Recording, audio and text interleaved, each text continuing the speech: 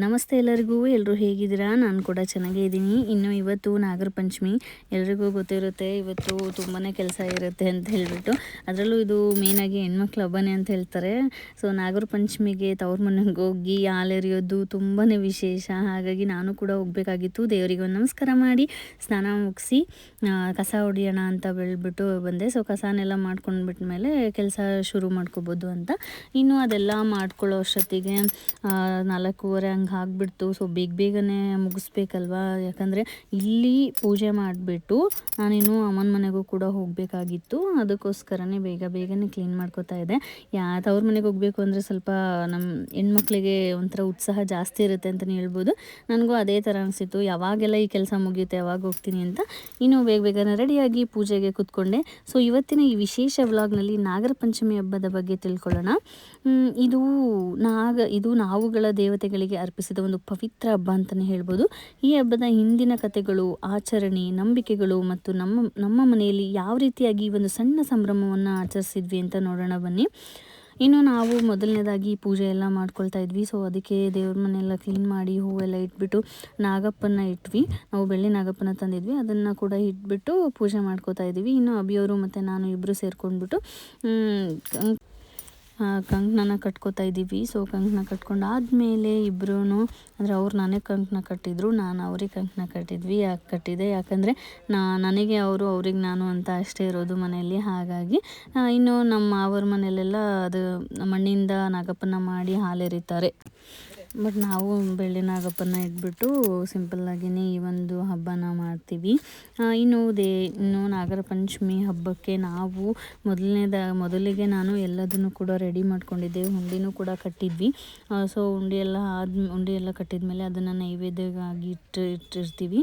ಅದಾದಮೇಲೆ ಕಡಲೆಕಾಳು, ಸಜ್ಜಿ ಮತ್ತು ಮಂಡಾಳು ಅಂದರೆ ಜೋಳನ ನಾವು ಸ್ವಲ್ಪ ಹುರಿದಾಗ ಅದರಿಂದ ಒಂದು ಪಾಪ್ಕಾರ್ನ್ ಥರ ಬರುತ್ತಲ್ವ, ಸೊ ಮಂಡಾಳು ಅಂತೀವಿ.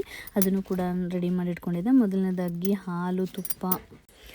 ಹಾಲನ್ನು ಎರೆದು ಅದಾದಮೇಲೆ ಅವೆಲ್ಲ ಕಾಳು ಮತ್ತು ಕಡಲೆಕಾಳು, ಸಜ್ಜೆ ಮತ್ತು ಮಂಡಳನ್ನು ಹಾಕಿಬಿಟ್ಟು ಪೂಜೆನ ಮಾಡ್ತೀವಿ. ಹಾಗೆ ನಾವು ಹತ್ತಿಯಿಂದ ಮಾಡತಕ್ಕಂಥ ಗೆಜ್ಜೆ ವಸ್ತ್ರ ಹಾಗೆ ಅಂಗ್ನೂಲನ್ನು ಹಾಕಿಬಿಟ್ಟು ಅದನ್ನೆಲ್ಲ ಅಲಂಕಾರ ಮಾಡಿ ಪೂಜೆನ ಮುಗಿಸಿ ಕರ್ಪೂರದ ಆರತಿ ಬೆಳಗಿ ಅದಾದಮೇಲೆ ಕಳಸನೂ ಕೂಡ ಬೆಳಗ್ತೀವಿ. ಇನ್ನು ನಾನು ಮಾಡಿದ ಮೇಲೆ ಅಭಿಯವರು ಕೂಡ ಮಾಡ್ತಾಯಿದ್ದಾರೆ. ಅವರು ಕೂಡ ಹಾಲೆರೆದು ನಾನು ಯಾವ್ಯಾವ ರೀತಿ ಎಲ್ಲ ಹಾಕಿದೆ ಅಲ್ವ ಅದೇ ರೀತಿ ಹಾಕಿಬಿಟ್ಟು ಕಳಸನ ಕೂಡ ಬೆಳಗ್ತಾ ಇದ್ದಾರೆ. ನಾನು ಒಂದು ಸತಿ ಪೂಜೆ ಮಾಡ್ತೀನಿ ಅಂತ ಹೇಳ್ಬಿಟ್ಟು ಅವರು ಪೂಜೆ ಮಾಡ್ತಾ ಇದ್ದಾರೆ. ಮಾಡಿದಾದಮೇಲೆ ಎಲ್ಲ ಉದಿನ ಕಡ್ಡಿ ಬೆಳಗಿ ಎಲ್ಲ ಮುಗಿಸಿ ನಾವು ಇನ್ನು ದೇವಸ್ಥಾನಕ್ಕೂ ಕೂಡ ಹೋಗಬೇಕಾಗಿತ್ತು. ಹಾಗಾಗಿ ಪೂಜೆ ಎಲ್ಲ ಮಾಡಿಕೊಂಡು ನೈವೇದ್ಯಕ್ಕೂ ಇಟ್ಟು ಈ ಥರ ಆಗಿದೆ ನೋಡಿ ನಮ್ಮ ಮನೇಲಿ ಇವತ್ತು ನಾಗಪ್ಪನ ಪೂಜೆ.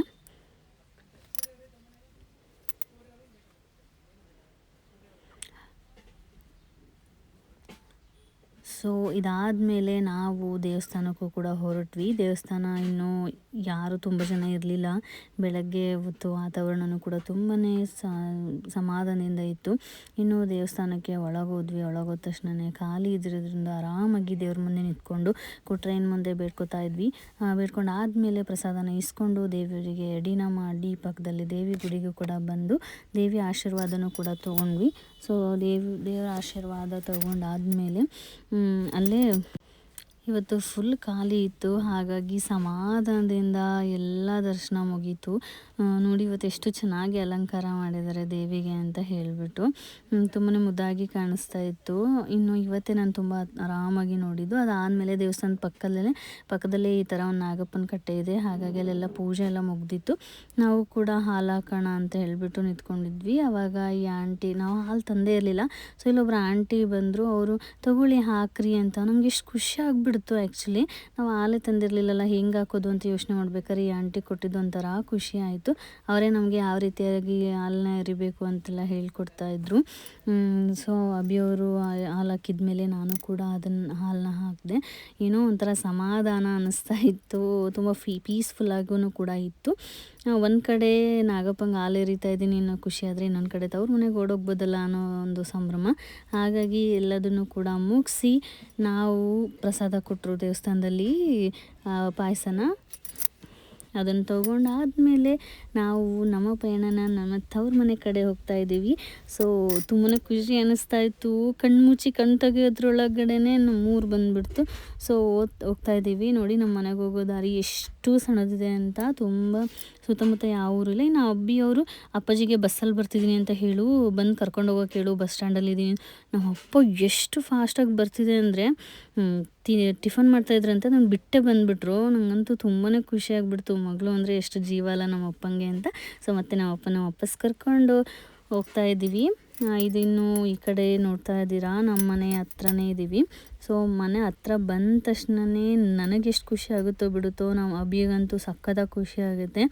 ಮನೆಗೆ ಹೋಗ್ತಾ ಇದ್ದೀವಿ ಅಂತಂದರೆ ಅವನಿಗೆ ಅಮ್ಮನ ನೋಡೋ ಮಟ್ಟನೂ ಸಮಾಧಾನ ಇರಲ್ಲ. ಸೊ ಹಾಗಾಗಿ ಇಷ್ಟು ದೂರ ಇರ್ಬೇಕಾದ್ರೆ ಆರನ್ ಮಾಡ್ತಾನೆ ಬರ್ತಾರೆ. ಯಾಕಂದರೆ ಅವ್ರು ಬಂದ ತಕ್ಷಣ ಮನೆ ಬಾಗಿಲಲ್ಲಿ ಅಮ್ಮ ಇದ್ದರೆ ಮಾತ್ರ ಖುಷಿ ಅವ್ರಿಗೆ. ನೋಡಿ ಅಮ್ಮನೂ ಕರೆಕ್ಟಾಗಿ ಅಮ್ಮನೂ ಕೂಡ ಬಂದರು. ಅಮ್ಮ ಬಂದ ತಕ್ಷಣ ಗಾಡಿ ನಿಲ್ಲಿಸ್ಬಿಡ್ತಾರೆ. ಇನ್ನು ನಾವು ಅಲ್ಲೂ ಕೂಡ ನೋಡಿ ಈ ಥರ ಎಲ್ಲ ಇರುತ್ತೆ ಪೂಜೆಗೆ. ಇನ್ನು ಇದೊಂದು ಇದೆ ಅಲ್ವಾ ಹುರುಳಿಕಾಳು, ಇದು ಈ ಒಂದು ಹಬ್ಬಕ್ಕೆ ಸ್ಪೆಷಲಾಗಿ ಮಾಡ್ತಾರೆ ಅಮ್ಮ ಮನೇಲಿ. ಸೊ ಪೂಜೆ ಎಲ್ಲ ಮುಗಿಸಿ ನಾವಿಲ್ಲೂ ಕೂಡ ಹಾಲನ್ನ ಎರೆದ್ವಿ. ಮೊದಲನೇದಾಗಿ ನಾವು ಹಾಲನ್ನ ಹಾಕ್ತಿದ್ವಿ. ಸೊ ಹಾಲು ಹಾಕಿದ ಮೇಲೆ ಅಮ್ಮನೂ ಕೂಡ ಕಡಲೆಕಾಳು ಆಮೇಲೆ ಮಂಡಾಳು ಎಲ್ಲದನ್ನು ಕೂಡ ಇಟ್ಟಿತ್ತು. ನಾವು ಮೊದಲನೇದಾಗಿ ಹಾಲನ್ನ ಹಾಕಿ, ಹಾಲು ಹಾಕಿದ ಮೇಲೆ ಮಂಡಾಳು ಮತ್ತು ಕಡಲೆಕಾಳು ಆಮೇಲೆ ಏನು ಈ ಒಂದು ಹಬ್ಬದ ಸ್ಪೆಷಲ್ ಆಗಿರ್ತಕ್ಕಂಥ ಒಂದು ಯಾವುದು ಹುರುಳಿಕಾಳನ್ನು ಕೂಡ ದೇವರಿಗೆ ಹಾಕಿಬಿಟ್ಟು ಅಕ್ಕಿ ಕಾಳನ್ನ ಹಾಕಿ ಉದ್ದಿನ ಕಡ್ಡಿ ಬೆಳಗ್ತಾ ಇದ್ದೀನಿ. ಸೊ ಉದ್ಬತ್ತಿ ಬೆಳಗ್ಗೆ ಎಲ್ಲ ಪೂಜೆ ಮುಗಿಸಿ ಅಭಿಯವರು ಕೂಡ ಹಾಕಿದ್ರು. ಅದಾದಮೇಲೆ ನಾವು ಬೋರ್ ಪೂಜೆನೂ ಕೂಡ ಮಾಡ್ತಾಯಿದ್ವಿ. ಸೊ ಈ ಒಂದು ಪೂಜೆ ಮಾಡಬೇಕಾದ್ರೆ ಏನೋ ಒಂಥರ ಖುಷಿ ಅನ್ನಿಸ್ತಾ ಇತ್ತು, ಒಂಥರ ಹಳೆಯದೆಲ್ಲ ನೆನಪಾಗ್ತಾ ಇತ್ತು. ಅದೇನಪ್ಪ ಅಂದರೆ ನಮ್ಮ ಅಪ್ಪಂಗೆ ನಾನು ಮತ್ತು ನನ್ನ ತಂಗಿ ಇಬ್ಬರು ಮಕ್ಕಳು. ಸೊ ನಮ್ಮ ಅಪ್ಪಾಜಿ ಊರು ಮೂಲತಃ ಮಲೆಬೆನ್ನೂರು ಹತ್ರ ಬಸಾಪುರ ಅಂತ. ಸೊ ಅಲ್ಲಿ ಇದ್ದಂಥ ಸ್ವಲ್ಪ ಜಮೀನಲ್ಲೇ ಅಪ್ಪ ಅದು ಇದು ಬಿಸ್ನೆಸ್ನ ಮಾಡಿ ಲಾಸ್ ಮಾಡ್ಕೊಂಡಾಗ ತುಂಬಾ ಕಷ್ಟ ಆಗಿಬಿಟ್ಟಿತ್ತು. ಸೊ ಅದೆಲ್ಲ ಗೊತ್ತಾಗ್ತಿರ್ಲಿಲ್ಲ ಆವಾಗ, ತುಂಬ ಚಿಕ್ಕವಳಿದ್ದೆ ನಾನು. ಅದಾದಮೇಲೆ ಈ ಒಂದು ಹೊಲ ತಗೊಂಡಾಗ ನಮ್ಮಮ್ಮ 8 ಮಂತ್ಸ್ ಪ್ರೆಗ್ನೆಂಟ್ ಇದ್ದರು. ಸೊ ಅಂದರೆ ನನ್ನ ತಂಗಿ ಹುಟ್ಟೋ ಅಂಥ ಸಮಯ. ಸೊ ಇವಳು ಬಂದಳು, ನಮ್ಮ ಈ ಒಂದು ಹೊಲನೂ ಕೂಡ ರಿಜಿಸ್ಟ್ರೇಷನ್ ಆಯಿತು. ಸೊ ಅಲ್ಲಿಂದ ಸ್ವಲ್ಪ ಜೀವನ ಸುಧಾರಿಸ್ತಾ ಇತ್ತು. ಸೊ ಈ ಟೈಮಲ್ಲಿ ಅಪ್ಪನೂ ತುಂಬಾ ಕಷ್ಟಪಟ್ಟಿದ್ದಾರೆ. ಯಾಕಾದರೂ ಈ ಜಮೀನನ್ನ ಇಷ್ಟು ದೂರ ತೊಗೊಂಡಿದ್ದಾರೆ ಅನ್ನಿಸ್ತಿತ್ತು. ಅವ್ರು ಇಲ್ಲಿದ್ದಾಗ ನಾವು ನಮ್ಮ ಅಜ್ಜಿ ಮನೇಲಿದ್ವಿ. ಸೊ ಅಪ್ಪ ಎಲ್ಲೋದ್ರು ಅಂತೆಲ್ಲ ಯೋಚನೆ ಮಾಡ್ತಾ ಇದ್ದೆ ನಾನು. ಆದರೆ ಅದನ್ನೆಲ್ಲ ಮರೆಸಿದ್ದು ನಮ್ಮ ಮಾವರು. ಸೊ ನಮ್ಮ ಮಾವರನ್ನ ನಾನು ಯಾವತ್ತೂ ಮರೆಯಲ್ಲ. ನಮಗೆ ಜೀವನ ಪಾಠ ಎಲ್ಲ ಹೇಳ್ಕೊಟ್ಟಿರೋದು ಅಪ್ಪಂಗಿಂತೂ ಜಾಸ್ತಿ ಮಾವರೇ. ಸೊ ಆದರೂ ಅಪ್ಪನೂ ಕೂಡ ತುಂಬಾ ಕಷ್ಟಪಡ್ತಾಯಿದ್ರು ನಮಗೋಸ್ಕರ. ಇದಾದಮೇಲೆ ಸ್ವಲ್ಪನೇ ಮೊದಲನೇದಾಗಿ ಇಲ್ಲಿ ನಾವು ಬೆಳೀತಿದ್ದಿದ್ದು ಕಬ್ಬು, ಶೇಂಗಾ, ಇಲ್ಲಿಂದ ಶುರುವಾದಂಥ ನಮ್ಮ ಒಂದು ಈ ಪಯಣ. ಆಮೇಲೆ ನೆಕ್ಸ್ಟು ಭತ್ತ ಬೆಳೆದ್ರು. ಇದಾದಮೇಲೆ ನಾವು ಅಡಿಕೆ ಹಾಕಿರೋದು. ಸೊ ಜೀವನ ಹಂಗೆ ಸುಧಾರಿಸ್ತಾ ಇದೆ. ಸೊ ನಮಗೂ ಒಂದು ಟೈಮ್ ಬರುತ್ತೆ ಅಂತ ಹೇಳ್ಬಿಟ್ಟು ವೆಯ್ಟ್ ಮಾಡಿ ಕಾದಿದ್ದಕ್ಕೇ ಇವತ್ತಿಗೆ ಈ ಒಂದು ಫಲ ಸಿಕ್ಕಿದೆ ಅಂತಲೇ ಹೇಳ್ಬೋದು. ಹೆಣ್ಮಕ್ಳು ಅಂತಂದರೆ ಮೂಗು ಮುರಿಯೋ ಈ ಕಾಲದಲ್ಲಿ ನಮ್ಮಪ್ಪ ನಂಗೆ 2 ಹೆಣ್ಮಕ್ಳಿದಾರಲ್ಲ, ಅಪ್ಪ ಅನ್ನೋಕ್ಕೆ ಮಕ್ಕಳಿದಾರಲ್ಲ ಸಾಕು ಅಂತ ಹೇಳಿಬಿಟ್ಟು ಖುಷಿ ಪಡುವಂಥ ಈ ವ್ಯಕ್ತಿ ಮಕ್ಕಳಾಗಿ ಹುಟ್ಟಿರೋದಕ್ಕೆ ನಮಗೆ ಪುಣ್ಯ ಅನಿಸುತ್ತೆ. ಸೊ ಅವ್ರ ಬಗ್ಗೆ ಎಷ್ಟು ಹೇಳಿದ್ರೂ ಸಾಕು ಅನ್ಸೋದೇ ಇಲ್ಲ. ಸೊ ಇವತ್ತು ಏನೇ ಆಗಿದ್ರೂ ಕೂಡ ಅವರ ಒಂದು ಭಿಕ್ಷೆ ಅಂತ ಹೇಳ್ಬೋದು. ಹೆಣ್ಮಕ್ಳು ಅವ್ರಿಗೆ ಯಾಕೆ ಅಷ್ಟೊಂದು ಓದಿಸ್ತೀರಾ, ಏನೋ ಒಂದು ಓದಿ ಪಾಸಾಗಿ ಮದುವೆ ಮಾಡಿದ್ರೆ ಸಾಕು ಅನ್ನೋ ಒಂದು ಕಾಲದಲ್ಲಿ ನಮ್ಮಪ್ಪ ಅವ್ರಿಗೆ ಏನು ಓದ್ತಾರೋ ಅದೇ ಓದಲಿ, ಅವ್ರಿಗೇನು ಇಷ್ಟನೋ ಅದೇ ಮಾಡಲಿ, ಅದಕ್ಕೂ ಅಡ್ಡಿ ಮಾಡಲ್ಲ ಅಂತ ಹೇಳಿಬಿಟ್ಟು ನಮ್ಮನ್ನು ಬೆಳೆಸಿದ್ದಾರೆ. ಇನ್ನು ನನ್ನ ತಂಗಿ ಅಂದರೆ ನಮ್ಮ ಮನೆ ಅದೃಷ್ಟ ಅಂತಲೇ ಹೇಳ್ಬೋದು. ಮನೆಯ ಹಿರೇಮಗಳು ನಾನು ಅಂತ ಆದ್ರೂ ಕೂಡ ನನ್ನ ತಂಗಿ ಎಷ್ಟು ಕೆಲಸ ಮಾಡ್ತಾಳೆ. ಅವಳಿಗಿರೋ ಅಂಥ ಒಂದು ಏನಂತಾರೆ ಜವಾಬ್ದಾರಿಗಳನ್ನ ತುಂಬಾ ತಗೊಳ್ತಾಳೆ, ನನಗಿಂತೂ ಜಾಸ್ತಿ. ಒಂದೊಂದು ಸರಿ ಅನಿಸ್ಬಿಡುತ್ತೆ ನಾನು ಅಕ್ಕನೋ ಅಥವಾ ಅವಳ ಅಕ್ಕನೋ ಅಂತ.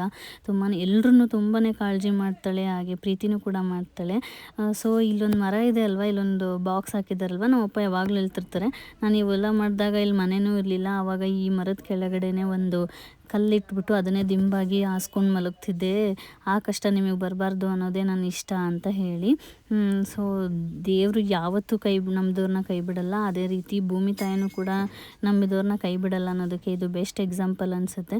ಇವತ್ತು ಅಡಿಕೆ ಕೊಯ್ಲು ಕೂಡ ಬಂದಿದೆ. ಸೊ ನಮ್ಮಪ್ಪ ನಾನು ಕೂಡ ಪೂಜೆ ಮಾಡ್ತಾಯಿದ್ದೀನಿ. ಪೂಜೆ ಮಾಡ್ತಾ ಇರ್ಬೇಕಾದ್ರೆ ಇದೆಲ್ಲ ನೆನೆಸ್ಕೊಂಡ್ಬಿಟ್ಟೆ, ಒಂಥರ ಎಮೋಷ್ನಲ್ ಅನ್ನಿಸ್ತಾ ಇತ್ತು. ಸೊ ಏನೇ ಇರಲಿ ಇವತ್ತು ಹಬ್ಬ ಅಲ್ವಾ, ಸೊ ಹಬ್ಬ ಮಾಡೋಣ ಬನ್ನಿ. ಇನ್ನು ಈ ಒಂದು ಹಬ್ಬ ಅಂದರೆ ನಾಗರ ಪಂಚಮಿ ಹಬ್ಬದ ಪೌರಾಣಿಕ ಕಥೆಯನ್ನು ಕೇಳೋದಾದರೆ, ಈ ಒಂದು ಭಾರತೀಯ ಸಂಸ್ಕೃತಿಯಲ್ಲಿ ಹಾವು ಒಂದು ಪವಿತ್ರ ಪ್ರಾಣಿ ಅಂತ ಹೇಳ್ತಾರೆ. ವಿಷದ ಪ್ರಾಣಿಯಾಗಿದ್ದರೂ ಸಹ ನಾವು ಅದನ್ನು ಭಗವಂತನ ರೂಪದಲ್ಲಿ ಪೂಜಿಸುತ್ತಾ ಬಂದಿದ್ದೇವೆ. ಸೊ ಈ ಹಬ್ಬದ ಪೌರಾಣಿಕ ಹಿನ್ನೆಲೆ ನೋಡೋದಾದರೆ, ಮಹಾಭಾರತದಲ್ಲಿ ಜನಮೇಜಯನು ತನ್ನ ತಂದೆ ಪರೀಕ್ಷಿತನಿಗೆ ಹಾವು ಕಚ್ಚಿ ಸತ್ತ ಬಳಿಕ ಅದೇ ಕಾರಣದಿಂದ ಸರ್ಪಯಾಗ ಮಾಡ್ತಾನೆ. ಸೊ ಅಂದರೆ ಸರ್ಪಗಳನ್ನು ಆಹ್ವಾನಿಸಿ ಅವನ್ನ ಬಲಿ ಕೊಡುವಂಥ ಈ ಯಾಗದಲ್ಲಿ ಆದರೆ ಈ ಒಂದು ಯಾಗವನ್ನು ನಿಲ್ಲಿಸೋದಕ್ಕೆ ಬಂದಂಥವರು ಅಸ್ತಿಕ ಮುನಿ. ಸೊ ಅವರು ಈ ಯಾಗವನ್ನು ನಿಲ್ಲಿಸಿದಂಥ ಈ ದಿನವೇ ನಾವು ನಾಗರ ಪಂಚಮಿ ಅಂತ ಹೇಳಿ ಆಚರಿಸ್ತಾ ಇದ್ದೀವಿ. ಸೊ ಇದು ಒಂದು ಪೌರಾಣಿಕ ಹಿನ್ನೆಲೆ ಅಂತಲೇ ಹೇಳ್ಬೋದು. ಹೀಗೆ ಹಲವಾರು ಕಥೆಗಳು ಹೇಳ್ತಾರೆ, ಆದರೆ ನನಗೆ ಇದೊಂದು ಕತೆ ನಾನು ಇವತ್ತು ನಿಮ್ಮ ಮುಂದೆ ಹಂಚ್ಕೋತಾ ಇರೋದು. ಸೊ ಏನೇ ಆಗಲಿ ಈ ಒಂದು ಹಬ್ಬ ಎಲ್ಲ ಹೆಣ್ಮಕ್ಳಿಗೂ ತುಂಬ ವಿಶೇಷ ಅನಿಸುತ್ತೆ. ಸೊ ಈ ಹಬ್ಬದಲ್ಲಿ ಮನೆ ಮಕ್ಕಳು ಹಾಲನ್ನ ಎರಿಬೇಕು, ಹಾಗೆ ತವ್ರ ಮನೆಗೆ ಕರೆದು ಅವರಿಗೆ ಸೀರೆನ ಉಡಿಸಿ ಉಂಡಿನ ಕೊಟ್ಟು ಕಾಯಿ ಕುಬ್ಸ ಕೊಡೋದು ಅಂತ ಹೇಳ್ತಾರೆ. ಸೊ ಅದೆಲ್ಲದೂ ಒಂಥರ ಚೆನ್ನಾಗಿರುತ್ತೆ. ತವ್ರ ಮನೆಗೆ ಬರೋಕ್ಕೆ ಇದೊಂದು ಹಬ್ಬದ ಒಂದು ನೆಪ ಮಾತ್ರ ಇರುತ್ತೆ. ಸೊ ಹಾಗಾಗಿ ಈ ಒಂದು ಹಬ್ಬ ಹೆಣ್ಮಕ್ಳಿಗೆ ವಿಶೇಷವಾದಂಥ ಹಬ್ಬ ಅನಿಸುತ್ತೆ. ನಿಮ್ಗೆಲ್ರಿಗೂ ಗೊತ್ತಿರುತ್ತೆ ಅನಿಸುತ್ತೆ, ಒಂದು ಹಾಡಿದೆ, ಪಂಚಮಿ ಹಬ್ಬ ಉಳ್ದವ ದಿನ ನಾಲ್ಕು ಅಣ್ಣ ಕರೆಯಲಿಲ್ಲ ಯಾಕ ಅಂತ. ಸೊ ಆ ಒಂದು ಸಾಂಗ್ನ ಕೇಳಿದಾಗೆಲ್ಲ ಅನಿಸ್ತಿರುತ್ತೆ, ನನಗೂ ಅಣ್ಣ ಇರಬೇಕಿತ್ತು, ತವ್ರ ಮನೆಗೆ ಕರಿಬೇಕಿತ್ತು ಅಂತ. ಬಟ್ ಇದೆ, ಅದಕ್ಕೂ ನಮ್ಮ ಅಣ್ಣಂದರು ಕೂಡ ಇದ್ದಾರೆ, ಅವರೆಲ್ಲ 3ನೇ ವಾರ ಹಬ್ಬಕ್ಕೆ ಕರೀತಾರೆ ಅಂತ ಅಂದ್ಕೊಂಡಿದ್ದೀನಿ. ಯಾವಾಗಲೂ ಕರೀತಾರೆ, ಹೋಗೋದೆ. ಸೊ ಇನ್ನು ಇದಾದಮೇಲೆ ನಾವು ಅಭಿ ಮತ್ತು ಲಿಕ್ಕು ಪೂಜೆನ ಮುಗಿಸ್ತಾ ಇದ್ವಿ. ನಾವು ಈ ಒಂದು ಅಡಿಕೆ ಮರಕ್ಕೂ ಕೂಡ ಪೂಜೆ ಮಾಡ್ತೀವಿ. ಯಾಕಂದರೆ ನಮಗೆ ಅನ್ನ ಕೊಡ್ತಕ್ಕಂಥ ಒಂದು ದೇವ್ರ ಥರನೇ ಅನಿಸುತ್ತೆ. ಸೊ ಹಾಗಾಗಿ ಇವತ್ತು ದೇವ್ರ ಪೂಜೆ ಎಲ್ಲ ಮಾಡಬೇಕಲ್ವ. ಸೊ ಹಾಗಾಗಿ ಒಂದು ಭೂಮಿ ತಾಯಿ ಪೂಜೆನೂ ಕೂಡ ನಾವು ಮಾಡ್ತೀವಿ. ಮತ್ತು ಇದಾದಮೇಲೆ ಇನ್ನು ಅತ್ತೆಯರು ಎಲ್ಲರೂ ಕರೆದಿದ್ವಿ. ಸೊ ಕೆಲವೊಂದು ಕಾರಣಗಳಿಂದ ಸ್ವಲ್ಪ ಜನ ಬಂದಿರಲಿಲ್ಲ, ಇನ್ನೂ ಕೆಲವರು ಬರ್ತಾಯಿದ್ರು. ಸೊ ಅವ್ರಿಗೆಲ್ಲ ವೆಯ್ಟ್ ಮಾಡ್ತಾಯಿದ್ವಿ. ಸೊ ವೆಯ್ಟ್ ಮಾಡಬೇಕಾದ್ರೆ ಇನ್ನೇನು ಅವರು ಕೂಡ ಬರ್ತೀನಿ ಅಂತ ಫೋನ್ ಮಾಡಿದ್ರು. ಅದಕ್ಕೆ ಬೇಗನೆ ಪೂಜೆ ಮುಗಿಸಿ ಅವ್ರನ್ನೂ ಕೂಡ ಕರ್ಕೊಂಡು ಬರೋಣ ಅಂತ ಅಂದ್ಕೊಂಡು ಹೊರಟಿದ್ವಿ. ನಮ್ಮ ಅಪ್ಪಂಗೆ ಈ ಹಬ್ಬ ಒಂಥರ ಖುಷಿ ಅನಿಸುತ್ತೆ. ಯಾಕಂದರೆ ಅವ್ರ ತಂಗಿಯರು, ಅವ್ರ ಅಕ್ಕಂದರು ಎಲ್ಲರೂ ಕರಿತೀವಲ್ವ. ಹಾಗಾಗಿ ಅವರೆಲ್ಲ ಈ ಒಂದು ಹಬ್ಬಕ್ಕೆ ಮನೆಗೆ ಬಂದು ಸೀರೆ ಉಟ್ಕೊಂಡು ಅವರು ಖುಷಿಯಿಂದ ಖುಷಿಯಾಗಿದ್ದು ಹೋಗ್ತಾರೆ ಅಂತ ಹೇಳ್ಬಿಟ್ಟು ಅಪ್ಪ ತುಂಬ ಖುಷಿಯಾಗಿರ್ತಾರೆ. ಅದು ಈ ಸತಿ ತುಂಬ ಜನ ಬಂದಿರಲಿಲ್ಲ. ಇನ್ನೂ ಪೂಜೆ ಎಲ್ಲ ಮುಗಿದ ಮೇಲೆ ಅಭಿ ಮತ್ತು ನಾನು ಊರಿಂದ ಬರ್ತಿರೋರನ್ನ ಕರ್ಕೊಂಡು ಬರೋಕ್ಕೆ ಅಂತ ಹೋದ್ವಿ ಅರ್ವಿಗೆ. ನೋಡಿ ನಮ್ಮೂರಲ್ಲಿ ಎಷ್ಟು ಚೆನ್ನಾಗಿ ಬ್ಯೂಟಿಫುಲ್ ಆಗಿದೆ ಅಂತ ಹೇಳ್ಬಿಟ್ಟು ವಾತಾವರಣ. ಇನ್ನು ಅರ್ವಿ ಬಂತು, ಸೊ ನಿಂತಿದ್ವಿ. ಬಸ್ ಕೂಡ ಬಂತು, ಅವ್ರನ್ನ ಕರ್ಕೊಂಡು ಹೋಗೋಣ ಅಂತ ನಿಂತ್ಕೊಂಡಿದ್ವಿ. ಮನೆಗೆ ಯಾರಾದರೂ ಬರ್ತಾರೆ ಅಂದರೆ ತುಂಬಾ ಖುಷಿ ಅನಿಸುತ್ತೆ ಅಲ್ವಾ. ಹಾಗಾಗಿ ಇನ್ನು ಬರ್ತಿದ್ದಂಗೆ ಬಸ್ ಇಳಿತಾ ಇದ್ರು. ನಮ್ಮ ಆಂಟಿ ಬಂದಿದ್ರು, ಮತ್ತು ನಮ್ಮ ಮಾಮನ ಮಗಳು ಪ್ರಗತಿ, ಆಮೇಲೆ ನಮ್ಮ ಅತ್ತೆ. ಸೊ ನಮ್ಮ ಅತ್ತೆನೂ ಕೂಡ ಬಂದರು.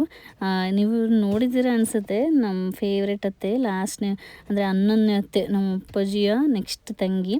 ಸೊ ಹಾಗಾಗಿ ಇವರು ಕೂಡ ಬಂದರು. ಇವ್ರನ್ನೂ ಕೂಡ ಕರ್ಕೊಂಡು ಮನೆಗೆ ಬಂದ್ವಿ. ಸೊ ಇನ್ನು ಅಡುಗೆಗೆ ಬರೋದಾದರೆ ಹೋಳಿಗೆ ಮಾಡಿದ್ವಿ. ಸೊ ಹೋಳಿಗೆ ಆದಮೇಲೆ ಪೂರಿ ಇತ್ತು. ವಾವ್!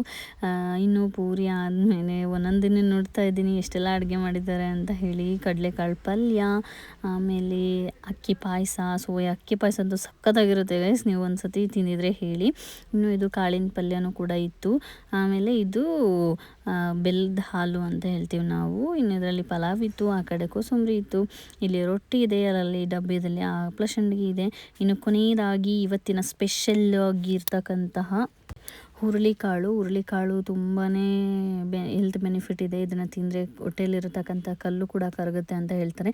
ಸೊ ಇದು ನೋಡಿ ಗೈಸ್, ನಮ್ಮ ಮನೆಯ ಒಂದು ಇವತ್ತಿನ ಊಟದ ಪ್ಲೇಟು. ಎಷ್ಟು ವೆರೈಟೀಸ್ ಇದೆ, ಎಷ್ಟು ಖುಷಿಯಾಗಿ ತಿಂತಾಯಿದ್ವಿ ಎಲ್ಲರೂ ಕೂಡ. ಇವತ್ತೊಂಥರ ಸಂಭ್ರಮನೆ ಅಂತ ಅನ್ನಿಸ್ತಿತ್ತು. ಎಲ್ಲರೂ ಸುತ್ತಲ ಕೂತ್ಕೊಂಡು ಊಟ ಮಾಡ್ತಾಯಿದ್ದೀವಿ. ಏನೇನೋ ಮಾತಾಡಿಕೊಂಡು ಎಲ್ಲರೂ ಏನೇನೆಲ್ಲ ಇತ್ತು ಅದನ್ನೆಲ್ಲ ಡಿಸ್ಕಸ್ ಮಾಡ್ತಾ ಆರಾಮಾಗಿ ಮಾತಾಡಿಕೊಂಡು ಕೂತಿದ್ವಿ. ಸೊ ಇನ್ನು ಊಟ ಆದಮೇಲೆ ಸ್ವಲ್ಪ ಹೊತ್ತು ರೆಸ್ಟ್ ಮಾಡಿದ್ವಿ. ರೆಸ್ಟ್ ಆದಮೇಲೆ ಊರಿಂದ ಅಕ್ಕ ಮತ್ತು ಮಾಮ ಅವರೆಲ್ಲರೂ ಕೂಡ ಬಂದಿದ್ದರು. ಸೊ ಅವರು ಬಂದ್ರಲ್ವ, ಅವ್ರ ಜೊತೆಗೂ ಸ್ವಲ್ಪ ಹೊತ್ತು ಮಾತಾಡಿ ನಾವು ಎಲ್ಲರೂ ಕೂತ್ಕೊಂಡಿದ್ವಿ. ನೂತನ್ ಕೂಡ ಬಂದಿದ್ದ. ಸೊ ಅವನ ಜೊತೆಗೂ ಕೂಡ ಸ್ವಲ್ಪ ಹೊತ್ತು ಚಿಟ್ ಮಾಡಿ ಅವರು ಹೊರಟಿದ್ರು. ಸೊ ಅವರನ್ನು ಎಲ್ಲರಿಗೂ ಬಾಯ್ ಮಾಡಿ ಅವರನ್ನು ಕಳಿಸಿ ನಾವು ಸ್ವಲ್ಪ ಉಂಡೆ ಕಟ್ತಾಯಿದ್ವಿ. ಇನ್ನೊಂದು ಸ್ವಲ್ಪ ಬಾಕಿ ಇತ್ತು, ಅದಕ್ಕೆ ಈ ಕಡೆ ಉಂಡೆ ಕಟ್ಟೋಣ ಅಂತ ಹೇಳಿ ಗೋಡಾನಿಗೆ ಬಂದ್ವಿ. ಸೊ ಇನ್ನು ನಮ್ಮ ಮನೆಯವ್ರದ್ದು ಬಯಕೆ ಆಗಿತ್ತು ಅಂತಲೇ ಹೇಳ್ಬೋದು, ಅದು ಬೇಸನ್ ಉಂಡೆ. ಸೊ ಹಾಗಾಗಿ ಅದ್ರ ಪ್ರಿಪರೇಷನ್ ನಡೀತಾ ಇದೆ. ಸೊ ಈ ಉಂಡೆ ಅಂತಂದರೆ ಬೇಸಿಕಲಿ ನಮ್ಮ ಮನೆಯವ್ರಿಗೆ ತುಂಬ ಇಷ್ಟ, ಹಾಗಾಗಿ ಮಾಡಿಕೊಡ್ತಾ ಇದ್ದಾರೆ ನಮ್ಮತ್ತೆ ಮತ್ತು ಅಭಿಯವರ ಅತ್ತೆ ಸೇರಿಕೊಂಡು. ಅದಕ್ಕೆ ಸೊ ಅದನ್ನೆಲ್ಲ ನೋಡ್ತಾ ಇದ್ದೆ. ಇನ್ನು ಕೊನೆಯದಾಗಿ, ಇಂಥ ಹಬ್ಬಗಳು ನಮಗೆ ಸಂಸ್ಕೃತಿಯ ಮೌಲ್ಯಗಳನ್ನು ನೆನೆಸುತ್ತೆ, ಹಾಗೆ ಪ್ರಕೃತಿಯ ಸಂರಕ್ಷಣೆ ಬಗ್ಗೆಯೂ ಕೂಡ ಬೋಧನೆ ನೀಡುತ್ತೆ. ಇನ್ನು ನಾವು ಹೇಗೆಲ್ಲ ಈ ನಾಗರ ಪಂಚಮಿಯನ್ನು ಆಚರಿಸಿದ್ದೀವಿ ಅಂತ ಹೇಳಿಬಿಟ್ಟು ನೋಡಿದ್ದೀರಾ. ಹಾಗೆ ನಿಮಗೂ ಈ ಪಂಚಮಿ ಹಬ್ಬದ ಆರ್ಥಿಕ ಶುಭಾಶಯಗಳು. ಈ ವಿಡಿಯೋ ಇಷ್ಟ ಆದರೆ ಲೈಕ್ ಮಾಡಿ, ಸಬ್ಸ್ಕ್ರೈಬ್ ಮಾಡಿ, ನಿಮ್ಮ ಕಮೆಂಟ್ಗಳನ್ನ ತಿಳಿಸಿ. ಬಾಯ್.